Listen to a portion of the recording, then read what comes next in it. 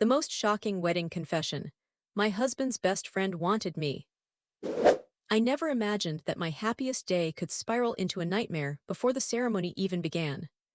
Life, however, has a way of delivering blows you don't see coming, especially when you're standing in a wedding gown, heart pounding like it's about to leap out of your chest. I'm Emily, 28, and for over 2 years I've been with James. He's my ideal partner, dependable, kind, quick with a joke when I need to laugh, and steady when I need support.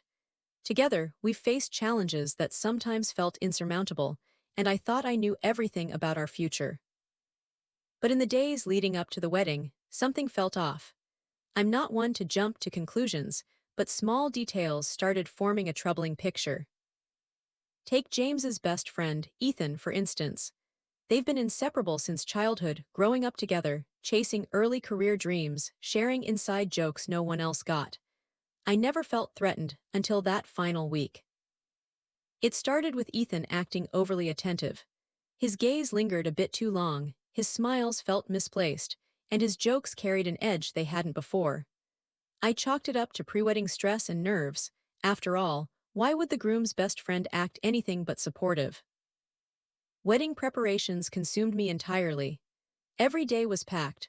Dress fittings, meetings with the florist about bouquets, consultations with the photographer, picking a menu for the guests, and endless chats with my mom, who, as always, added a touch of drama to everything. I tried to stay calm, but a subtle unease gnawed at me when I couldn't quite explain. On the morning of the wedding, I woke before everyone else. Sunlight streamed through the curtains, and everything seemed perfect at first glance. Yet a strange anxiety lingered in my chest. I blamed it on stress, but deep down, I sensed something was coming, something I couldn't predict. Sitting at the vanity, pinning my hair into an elegant updo, my mind raced. What if something goes wrong? What if who is he?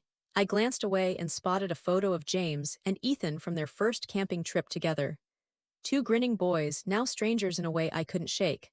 I took a deep breath, trying to push the unease aside. As I descended the stairs to where my family and makeup artist were gathering, Ethan walked in. His eyes met mine, sending a shiver down my spine. His smile was too wide, and something inside me tightened. Was it jealousy, intuition, or just fear that this day could unravel? "Emily, you're going to be the most stunning bride today," he said, stepping closer, his voice oddly intimate. I nodded, forcing a smile, but the unease grew stronger. "Thanks, Ethan," I mumbled, looking away. "You clean up well too." He nodded, and we both pretended it was a normal exchange. But something in his gaze unsettled me. I tried to focus on getting ready, but his presence felt too prominent, as if he wasn't just a guest but someone watching my every move. Time flew, and soon guests filled the venue. I sat with my mom, quietly going over last-minute details. She kept trying to reassure me, her words echoing, "Don't worry, everything will be perfect. This is your day, no one will ruin it. Just keep smiling." But then my eyes caught James at the altar. His smile was so wide it almost seemed forced. Next to him stood Ethan. I noticed Ethan whisper something in his ear. James nodded, and they exchanged a look. Just a typical bromance, I told myself, but my heart clenched. The ceremony started flawlessly. Music played, smiles abounded, and my hands trembled slightly. I walked down the aisle, clutching my bouquet, smiling at the guests. The anxiety lingered, but I tried to ignore it, blaming nerves. When it was time for the best man's speech, I expected light-hearted stories, jokes, and memories of James's youth. I had no idea Ethan was about to turn everything upside down. He stood holding a piece of paper and began speaking. At first it was standard, childhood anecdotes, funny moments that made the guests chuckle. I tried to relax, even smiled, thinking this is it, the perfect best man supporting his friend. But then his tone softened, almost hushed, and I heard words that stopped my heart. "Emily, there's something I need to tell you." I thought it was a joke, maybe a sweet compliment, but what came next was neither. It was a confession, one I couldn't believe. "I love you." The world froze. Blood drained from my face, as if reality itself had been yanked away. The guests fell silent, whispers and laughter dying out. James stared at Ethan with a look of shock I'd never seen before. This wasn't a mistake or misunderstanding. It was a bold, public confession, delivered in front of everyone on what was supposed to be the happiest day of my life. I wanted to scream, to run, to say something, but I was paralyzed. My head was empty, my heart pounding so loudly it seemed everyone could hear it. Ethan kept talking, his words slicing through me. He described his feelings, moments when he watched me happy and wished he could be the one by my side, not James but him. I closed my eyes, trying to shield myself from the emotional onslaught. Gasps, murmurs, and awkward laughter filled the room, but I could only focus on the pain and horror inside me. I knew this was just the beginning. I had no idea how deeply this day, this moment, would change my life. When Ethan said those words, it felt like the ground vanished beneath me. I love you. The world seemed to pause, sounds fading, the air turning thick and suffocating. I opened my eyes and saw James, frozen. His face paled, lips trembling, hands clenching into fists. I'd never seen him like this, always so calm, so composed, now shattered by confusion and shock. The guests were stunned. Some whispered to their neighbors, others forced smiles, hoping it was a prank, but most wore looks of bewilderment. Ethan stood there, his face raw with honesty, as if he'd shed a burden without considering the consequences. I wanted to scream, I wanted to flee, I wanted someone to say, "This is a mistake." But all I could do was stand there, bouquet in hand, my throat tightening until I could barely breathe. "Emily," Ethan paused, his voice shaky but resolute. "I know this is wrong, I know today isn't my day, but I can't keep silent anymore. I love you. I've always loved you." His words hit like a physical blow, piercing my chest. A ringing filled my ears, the world reduced to a single note of dread. I looked at James. His eyes brimmed with questions, pain, and perhaps anger. He didn't know what to do, no one did. "Ethan," I managed to choke out his name, my voice trembling, unsure of what I even wanted to say. "What are you doing? How could you? Why today?" My thoughts raced like wild horses. Ethan leaned closer, as if willing me to understand without words. He wasn't playing games, he meant every word, and that truth was tearing everything apart. The guests' whispers grew louder, some snapped photos. Others covered their mouths, hiding horror or curiosity. I stood there, losing control, unable to think. "James," I finally said, my voice barely steady.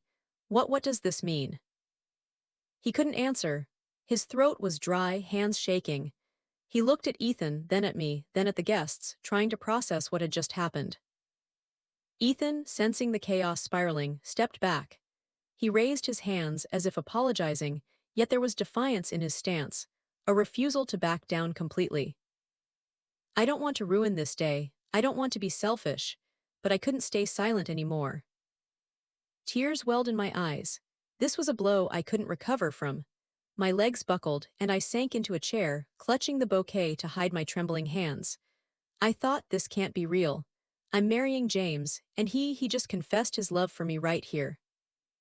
My mom covered her face, a soft sob escaping her.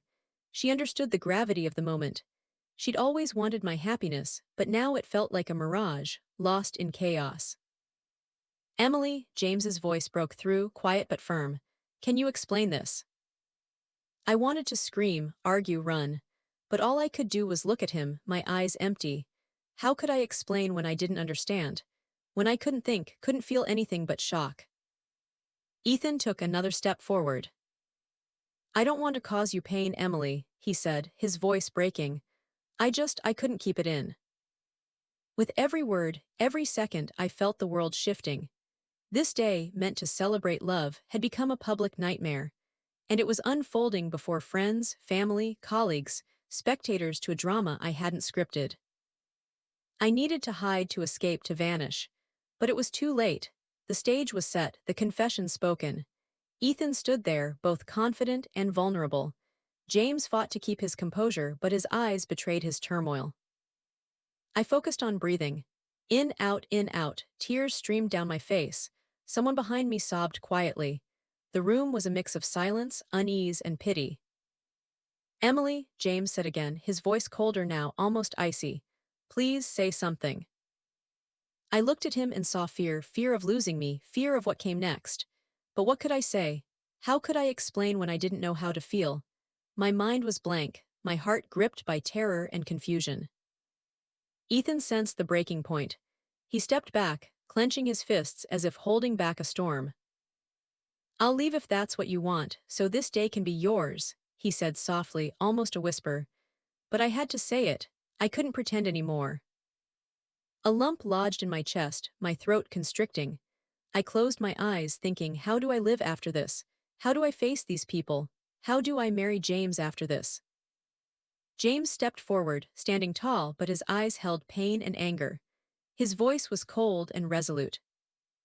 "Ethan, thank you for your honesty, but this isn't the time or place. We're continuing the ceremony." Ethan nodded, jaw tight. He knew he'd lost this battle, but he'd spoken his truth. His gaze lingered on me, filled with love too late and regret that would haunt him forever. The ceremony resumed, but I was in a fog.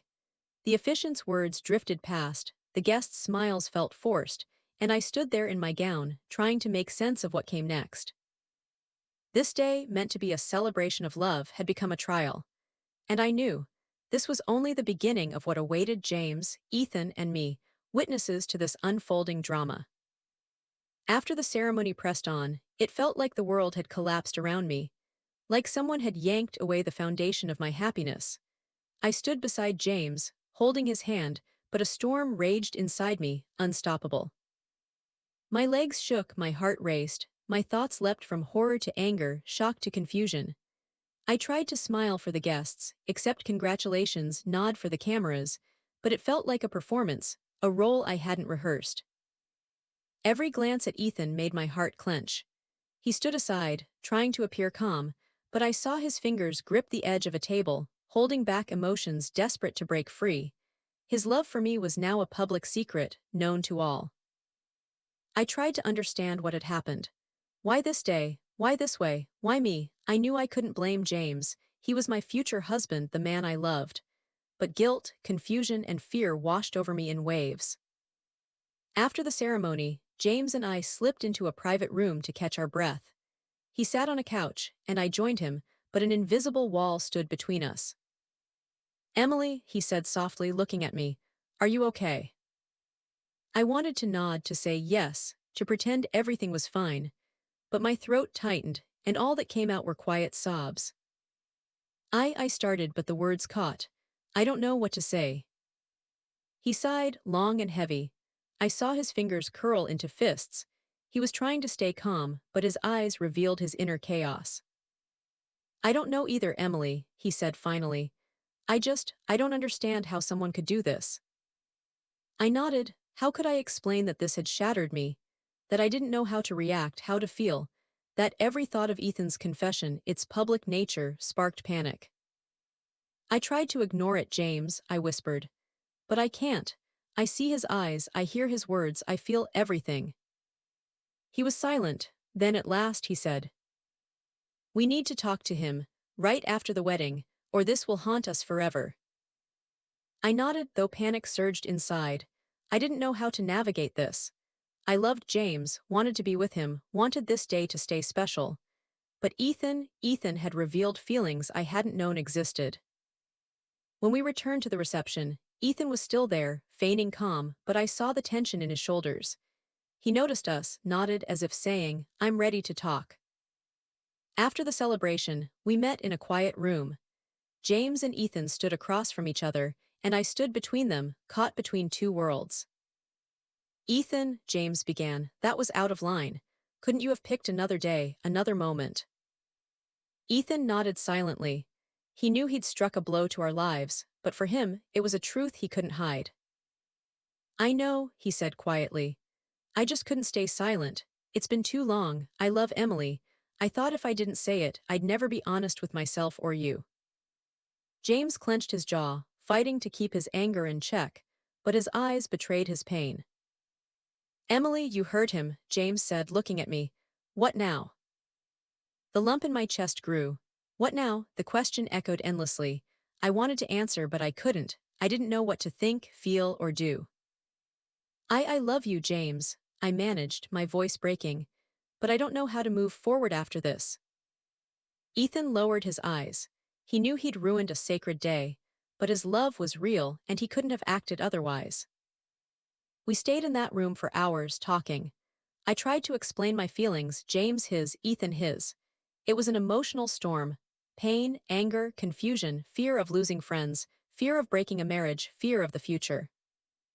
The rest of the evening, I felt like I was teetering on a cliff. Every word, every emotion hit like a hammer. I knew this day was gone forever, that everything had changed. Guests left, but in my mind, only 3 people remained: me, James, and Ethan. A triangle that shouldn't exist but was now my reality. I tried to sleep that night, but sleep wouldn't come. The ceremony, Ethan's confession, the guest stares replayed in my head. I felt shame, horror, and a strange, uneasy fascination. Ethan had revealed feelings I never expected. Now I didn't know how to live, how to return to normal, how to be with James, who loved me but now saw chaos in my eyes. I realized the fight ahead wasn't with Ethan, but with myself. To accept this event, to forgive, to understand, to save my marriage and friendships without losing who I was. And that realization was both terrifying and inevitable. The morning after the wedding greeted me with an eerie quiet. I sat by the window in my wedding gown, now heavy, like armor shielding my heart. The sun shone brightly, but its warmth didn't reach me. It only highlighted the emptiness inside. James slept nearby, breathing softly, and I watched him, searching for something to anchor me to restore stability. My love for him hadn't changed, but trust was fragile, like glass cracked by a heavy blow. All night I replayed the events. Ethan, his confession, his eyes full of honesty and pain, his words, "I love you." I tried to untangle what I felt for him. Not romantic love, no, but a strange mix of regret, unease, and perhaps respect for his courage. I stood and headed to the kitchen. I needed coffee to sort my thoughts. In the silence, every sound outside seemed amplified. I knew this day had changed everything. My marriage, my friendships, my life. When James woke, I knew we had to talk. The conversation we'd avoided since the confession was unavoidable. "Emily," he sat across from me, his gaze cautious. "I know yesterday was a mess. I want to understand what's going on with you." I took a deep breath. My heart pounded, each beat sharper than the last. "James," I began, trying to stay calm, "I love you. I want to be with you. But what happened, it's changed me. I can't pretend it didn't." He nodded, his own emotions hard to admit. "I love you too, Emily," he said. "And I get it, it's a blow. But we need to see this as a test, not the end." He took my hand, and I felt the familiar warmth that once meant safety. I tried to focus on the present, on us, on what we could control. We couldn't undo Ethan's words, but we could shape how we lived with them. Later, we met with Ethan. It was hard at first: words, emotions, awkwardness. But we spoke honestly, without blame or anger. Ethan admitted his confession was selfish but necessary. James said he understood the need to move forward, but with clear boundaries. I felt relief, maybe for the first time since the confession. We agreed our friendship with Ethan could continue, but with new rules: distance, respect, and honesty. These were the foundations of our new future. That day, I realized love isn't just romance and joy. It's pain, trials, and the ability to forgive. It's facing truth and holding on to what matters. With James, we started anew, carefully, step by step. Every look, every word mattered. We learned to trust again, to build on honesty and respect. As for Ethan, he remained a friend. He respected the boundaries, and though his love for me was real, we made choices to protect our marriage. It was a strange mix of pain and gratitude. Pain for the ruined moment, gratitude for the honesty that let us move forward. Over time, I saw that day, though a disaster, was a lesson. It showed that love is not just feelings, but the strength to overcome, to be honest, to face life's unexpected tests. Looking back at our wedding photos, I see more than Ethan's confession. I see James and me, hand in hand, eyes full of understanding and acceptance. That day left scars, but it also became a symbol of our resilience, our love, and our ability to move forward.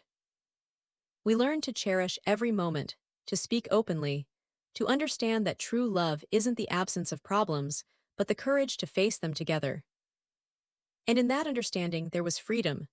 Freedom to love, to trust, and to live on no matter what.